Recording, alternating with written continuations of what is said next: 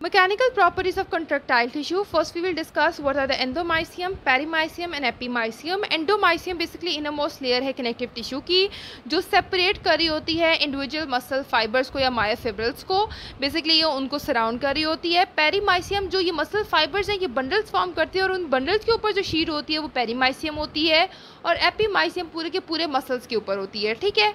अब जब भी कोई भी स्ट्रेच अप्लाई होता है या कोई भी हम स्ट्रेच अप्लाई करते हैं मसल पे, तो सबसे पहले जो रेजिस्टेंस देता है टू द पैसिव इलोंगेशन वो हमारे पास ये कनेक्टिव टिश्यू फ्रेमवर्क देता है. ठीक है.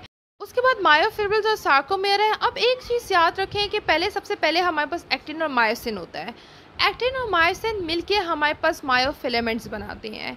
मायोफिलामेंट्स मिलके हमारे पास मायोफिब्रिल्स बनाते हैं. मायोफिब्रिल्स मिलके हमारे पास मसल फाइबर बनाते हैं. मसल फाइबर्स मिलके मसल फाइबर बंडल्स बनाते हैं और मसल फाइबर बंडल्स मिलकर मसल बनाते हैं. ठीक है. तो मायोफिब्रिल्स क्या है? बेसिकली जो एक मसल है उसके अंदर हमारे पास पैरेलल मायोफाइबर्स जो हैं वो पड़े हुए होते हैं और हर मायोफाइबर जो है वो ज़्यादा मायोफिब्रिल से बना हुआ होता है. ठीक है.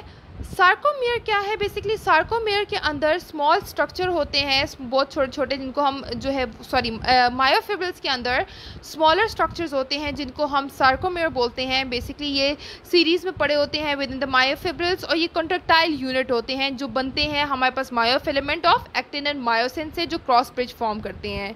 ठीक है. अब ये क्रॉस ब्रिज का कॉन्सेप्ट हमने बहुत क्लियरली पढ़ा हुआ है कि जब एक्टिन और मायोसिन जो है वो क्रॉस ब्रिज फॉर्म करते हैं तो मसल कॉन्ट्रैक्ट होता है और जब ये क्रॉस ब्रिज टूटता है तो मसल रिलैक्स होता है. ठीक है. तो सार्कोमेयर हमारे पास कॉन्ट्रैक्टाइल यूनिट है जो कि प्रेजेंट है कहाँ पे? मायोफिब्रिल में. और मायोफिब्रिल्स क्या बनाते हैं? Muscle fibre. और मसल फाइबर क्या बनाते हैं? Muscle fibre bundle. और मसल फाइबर बंडल क्या बनाते हैं? मसल को. Mechanical response of the contractile unit to the stretch and immobilization. First we will discuss response to the stretch. जब भी हम stretch force अप्लाई करते हैं, जब भी हम मसल को stretch करते हैं तो जो स्ट्रेच फोर्स है वो सबसे पहले किस पे हो जाती है? कनेक्टिव टिश्यू पे. जो एंडोमाइसियम पेरीमाइसियम है वो रिस्पॉन्ड करते हैं. उसके बाद वहाँ से वो ट्रांसमिट हो जाती है मसल फाइबर्स में.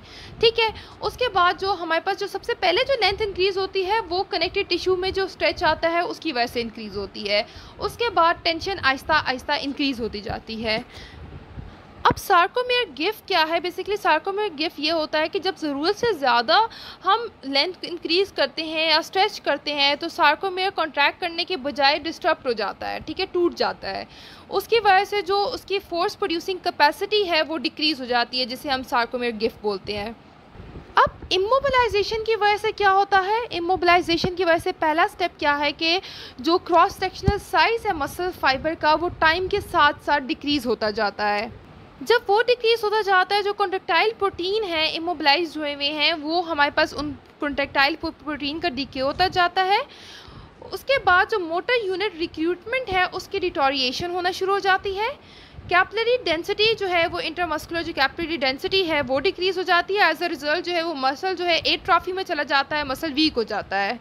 अब जब मसल एट्रोफी में चला जाएगा उसकी वजह से क्या होगा कि जो उसमें जो फाइब्रस फैटी टिश्यू हैं वो इंक्रीज़ हो जाएंगे, जो कि बेसिकली वो जो है वो कॉम्प्रोमाइज़ करते हैं force producing capacity of the muscle. ठीक है. एज अ रिज़ल्ट क्या होता है? जो पोस्चरल मसल्स होते हैं या कोई भी मसल्स होते हैं वो एट्रोफी में चले जाते हैं और उसकी वजह से वो अल्टीमेटली वीक हो जाते हैं. ठीक है.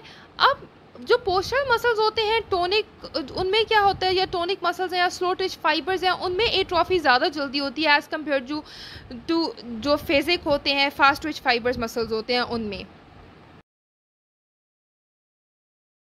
At the last but not least, important questions for FUIC students are mentioned in description box. Thank you. Please subscribe my channel, like my video and also share it. Thank you.